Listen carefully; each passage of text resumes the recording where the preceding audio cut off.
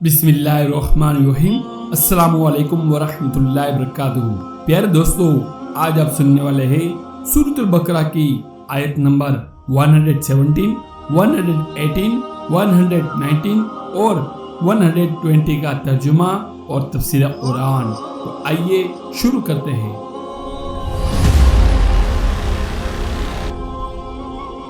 بديع السماوات والأرض وإذا قضى أمرا فإنما يقول له كن فيكون۔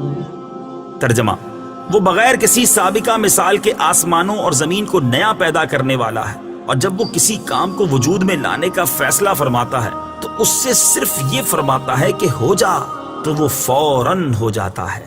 بدیع بغیر مثال کے بنانے والا۔ تفسیر صراط الجنان میں ہے بدیع کا معنی ہے کسی چیز کو بغیر کسی سابقہ مثال کے نئے طور پر بنانے والا۔ اللہ تعالیٰ کے آسمانوں اور زمین کو پیدا کرنے سے پہلے نہ کوئی آسمان تھا اور نہ زمین، تو اللہ تعالیٰ نئے طور پر اسے عدم سے وجود میں لایا۔ اللہ تعالیٰ تمام مخلوق کے اعتبار سے بدیع ہے، کیونکہ اللہ تعالیٰ نے ہر چیز کو خود ہی وجود بخشا ہے، پہلے کسی شے کی مثال موجود نہ تھی۔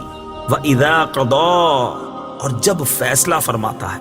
تفسیر صراط الجنان میں ہے فیصلہ فرمانے سے مراد ارادہ کرنا ہے، جیسا کہ ایک اور مقام پر اللہ تعالیٰ ارشاد فرماتا ہے انما امره اذا اراد شيئا ان يقول له كن فيكون۔ ترجمہ: اس کا کام تو یہی ہے کہ جب کسی چیز کا ارادہ فرماتا ہے تو اس سے فرماتا ہے ہو جا، تو وہ فوراً ہو جاتی ہے۔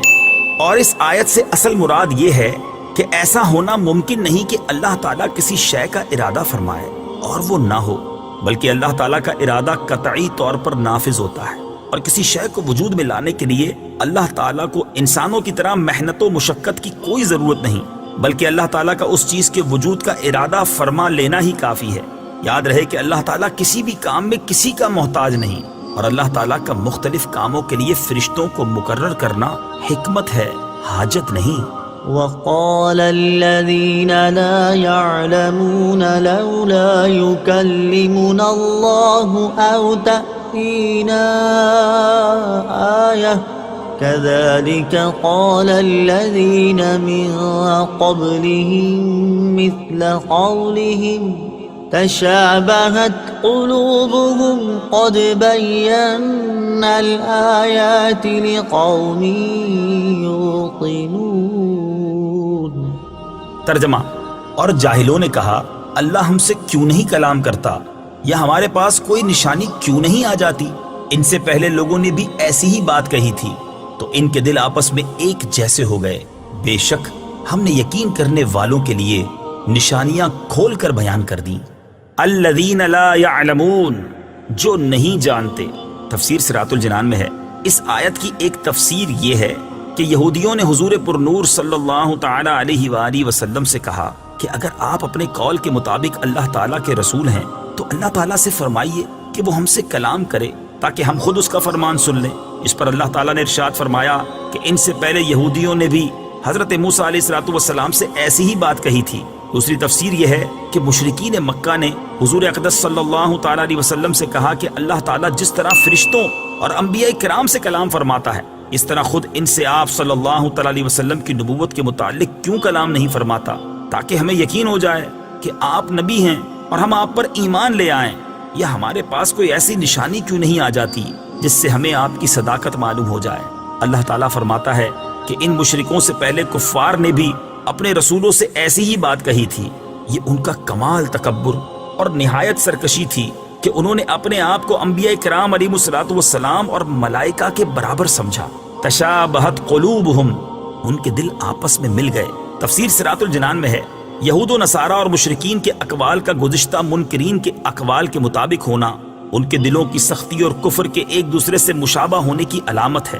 اس میں نبی کریم صلی اللہ تعالیٰ علیہ وسلم کو تسلی دی گئی کہ آپ جاہلوں کی سرکشی اور معاندانہ انکار سے رنجیدہ نہ ہوں، پچھلے کفار بھی اپنے انبیاء علیہ الصلوۃ والسلام کے ساتھ ایسا ہی کرتے تھے.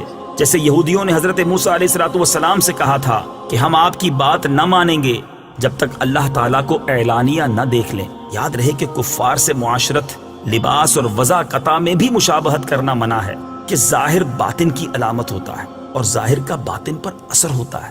لہٰذا کفار کے طور طریقے سے بالکل دوری اختیار کی جائے تاکہ ان کا ظاہر مسلمان کے باطن کو متاثر نہ کرے.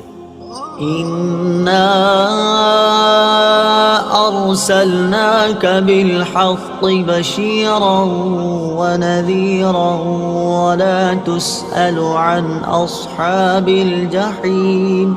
ترجمہ: اے حبیب، بے شک ہم نے تمہیں حق کے ساتھ خوشخبری دینے والا اور ڈر کی خبریں دینے والا بنا کر بھیجا، اور آپ سے جہنمیوں کے بارے میں سوال نہیں کیا جائے گا. ارسلناک، ہم نے آپ کو بھیجا. حضور پر نور صلی اللہ تعالیٰ علیہ وسلم جنت کی خوشخبری دینے والے اور دوزخ سے ڈرانے کی خبریں دینے والے ہیں. آپ صلی اللہ تعالیٰ علیہ وسلم کی تبلیغ کے باوجود اگر کوئی جہنم کی راہ جاتا ہے تو اس کے متعلق آپ صلی اللہ تعالیٰ علیہ وآلہ وسلم سے سوال نہ ہوگا کہ وہ کیوں ایمان نہ لایا، اس لیے کہ آپ صلی اللہ تعالیٰ علیہ وآلہ وسلم نے اپنا فرض تبلیغ پورے طور پر ادا فرما دیا.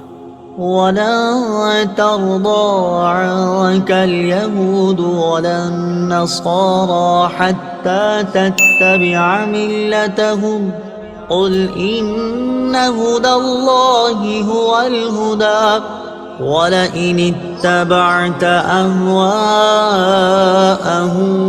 بعد الذي جاءك من العلم ما لك من الله من ولي ولا نصير. ترجمہ: اور یہودی اور عیسائی ہرگز آپ سے راضی نہ ہوں گے جب تک آپ ان کے دین کی پیروی نہ کر لیں.